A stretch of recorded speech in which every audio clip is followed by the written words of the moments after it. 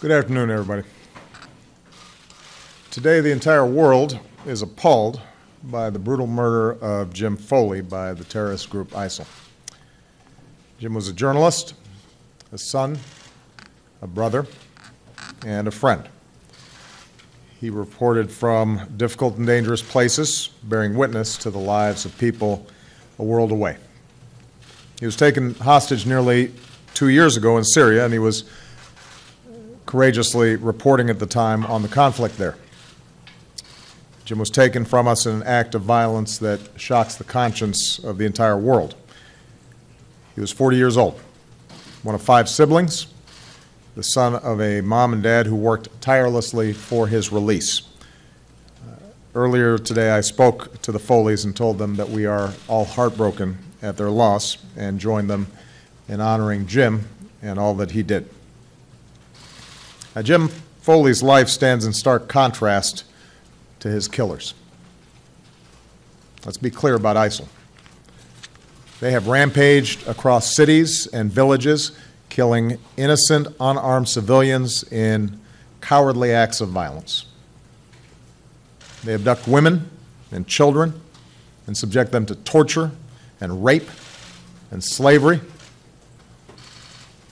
They have murdered Muslims, both Sunni and Shia, by the thousands. They target Christians and religious minorities, driving them from their homes, murdering them when they can, for no other reason than they practice a different religion.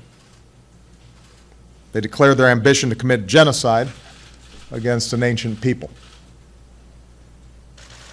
So ISIL speaks for no religion. Their victims are overwhelmingly Muslim, and no faith teaches people to massacre innocents. No just God would stand for what they did yesterday and what they do every single day.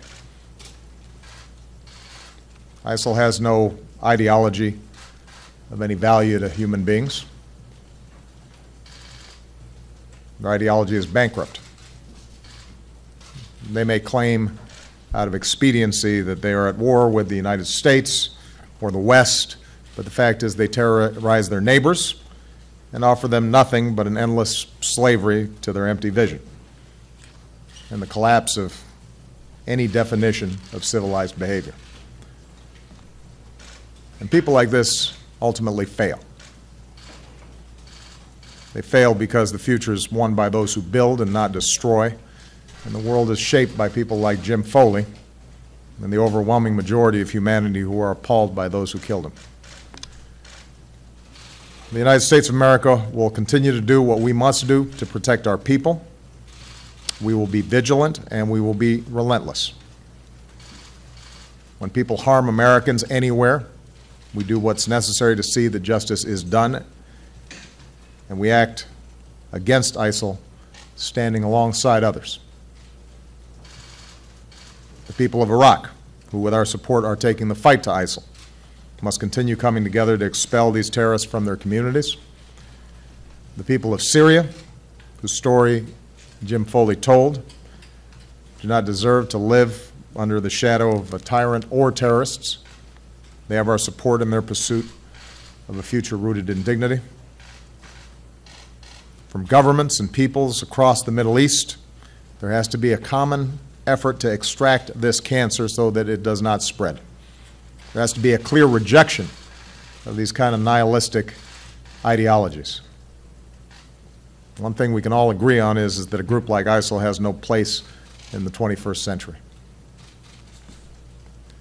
Friends and allies around the world, we share a common security and a common set of values that are rooted in the opposite of what we saw yesterday.